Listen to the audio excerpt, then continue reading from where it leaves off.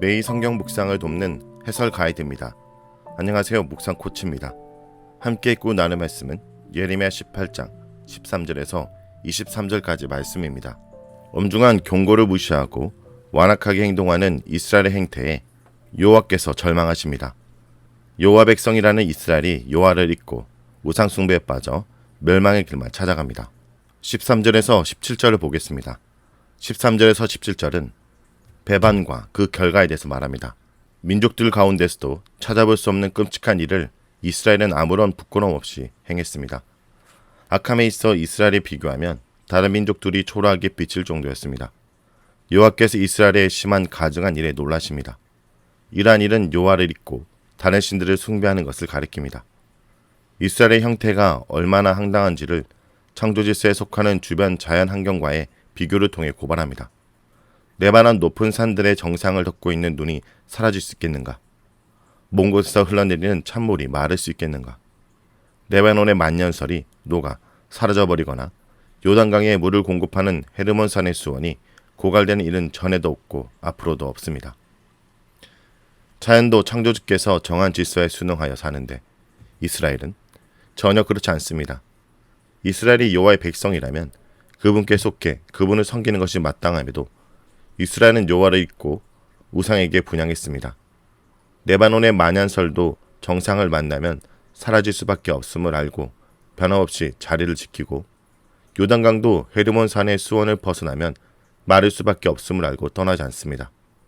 그러나 이스라엘은 생수의 근원 되시는 여호와를 버리고 그물을 가두지 못한 터진 웅덩이에 불관 우상을 따랐습니다. 험한 것은 원래 아무것도 아닌 것, 실체가 없는 것, 재앙을 의미합니다. 아무것도 아닌 것을 섬기는 자는 결국 아무것도 아닌 것이 됩니다. 눈이 레바논 정상을 떠나면 녹아 사라지는 것처럼 요단강이 헤르몬산의 수원을 떠나면 마르는 것처럼 여호와를 잊고 헛것을 숭배한 이스라엘도 멸망과 죽음을 당합니다. 이스라엘은 생명으로 인도하는 길을 버리고 멸망으로 이끄는 길을 선택했습니다. 원래 좁은 길을 의미하는 곁길은 배반한 이스라엘의 삶의 태도와 자세를 가리킵니다. 닦지 아니하는 길은 어디로 났는지도 모르는 위험스러운 길을 가리킵니다. 옛길에서 순종의 강야시들을 보기도 하지만 병행하는 그들의 길은 이스라엘이 예전부터 걸어왔던 길, 곧 여호와께 등을 보인 반역의 길로 이해하게 해줍니다. 이스라엘은 조상 때부터 우상을 숭배하며 악한 길을 걸어왔습니다. 이스라엘 사람들을 실족시킨 우상 숭배가 더 나아가 이스라엘 땅을 폐허로 만듭니다. 여호와께서 주신 가나안이 귀신이나 들짐승이나 사는 항무지로 변해 두려움과 영원한 웃음거리가 되고 그리로 지나는 자마다 놀라서 그의 머리를 흔들게 됩니다. 휘바람을 불고 머리를 흔드는 행위는 일종의 제의적인 방어의식입니다. 폐허로 당겨진 지역에는 귀신들이 살았기에 그 주변에 지나는 사람들은 이들의 갑작스러운 공격을 피하기 위해 휘바람을 불고 불길한 세력의 영향력을 떨쳐버리기 위해 머리를 흔들었습니다. 우상 숭배의 결과를 기술한 다음에 여호와께서 직접 재앙을 선포하십니다. 요단 동편 사막에서 불어오는 뜨겁고 건조한 동풍이 흙먼지를 흩날려 버리듯 여호와께서 직접 이스라엘을 그들의 적들 앞에서 흩트려 버리십니다.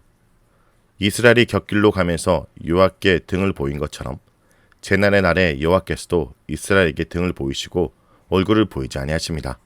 다음은 18절에서 23절을 보겠습니다. 18절에서 23절은 네 번째 고백에 대한 내용입니다. 네 번째 고백은 적들의 말을 인용하는 것으로 시작합니다. 오라 우리가 꾀를 내어 예레미야를 치자. 제사장에게서 율법이, 지혜로운 자에게서 책량이, 선지자에게서 말씀이 끊어지지 않을 것이니 오라 우리가 혀로 그를 치고 그의 어떤 말도 주의하지 말자. 적들은 이스라엘의 신학적 전통에 의지하여 예레미야에게 맞서고 그를 제거할 음모를 꾸밉니다. 깨와 11절의 계책과 12절의 계획은 모두 명사 바하사마의 번역입니다.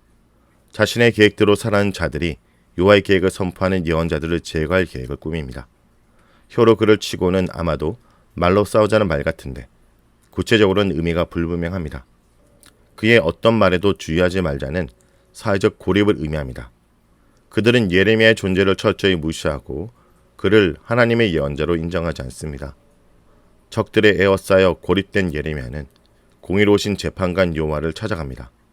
그는 여호와께서 적들의 고발을 듣고 판단해 주시기를 간구합니다. 돌아보사와 18절에 주의하지는 귀를 기울여 듣다를 의미하는 동사로 상이한 번역입니다. 예레미야의 적들은 그의 말에 귀를 기울이지 말자고 말합니다. 예레미야를 조롱하며 그의 말을 무시하려고 합니다. 반면에 예레미야는 적들에 맞서 여호와께서 자신의 말에 귀를 기울여 달라고 호소합니다. 예레미야를 대적하는 자들이 곧 여호와를 대적하는 자들임을 시사합니다. 예레미야는 먼저 적들의 배역만덕을 고발합니다. 저들은 선을 악으로 갚는 자들이었습니다. 사냥꾼이 구덩이를 파놓고 짐승이 빠지길 기다리듯이 저들은 예레미야의 생명을 빼앗으려고 음모를 꾸몄습니다. 적들은 또한 여호와를 증인으로 끌어들여 자신의 무죄를 주장합니다. 예레미야가 자신들의 멸망을 바란다는 저들의 주장이 거짓임은 누구보다 여호와께서 잘 알고 계십니다. 여호와의 명령에 따라 유다와 예루살렘의 심판을 선포할 수밖에 없었지만 그럼에도 불구하고 여호와의 분노를 돌리기 위해 중보기도를 포기하지 않았습니다. 예레미야를 대적하는 자들은 아마도 그의 심판 선언이 재앙을 바라는 그의 악한 마음을 반영하고 있다고 보았습니다.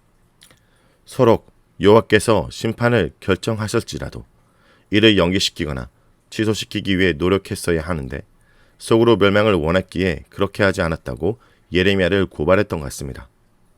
자신의 무죄를 변호한 후에 예레미야는 적들에게 철저하게 보복해 주시길 간구합니다.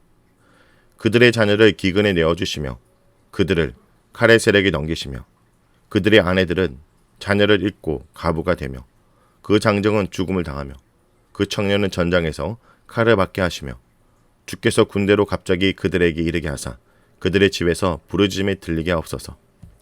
예레미야는 선을 악으로 갚는 자들과 그들의 가족이 모두 기근과 칼과 죽음에 넘겨지기를 간구합니다. 또한 남자들은 모두 죽고 여자들만 살아남기를, 곧 대적의 완전한 멸망을 간구합니다. 피상적으로 보면 사적 복수의 간구처럼 보이지만 실제로는 예레미야가 선포한 심판 메시지의 반복입니다. 다시 말해 예레미야는 자신이 여호와의 이름으로 선포한 심판이 그대로 이루어지기를 간구한 것입니다. 유다와 예루살렘의 심판은 1차적으로는 여호와를 배반한 자들을 징계하는 사건이지만 다른 한편으로는 예레미야가 여호와의 말씀을 선포한 참된 예언자임을 확인해주는 사건이기도 합니다. 사냥꾼의 표상을 사용해 적들의 음모를 고발한 예레미야는 다시금 최고의 심판관이신 여호와께 적들에 대한 보복을 호소합니다.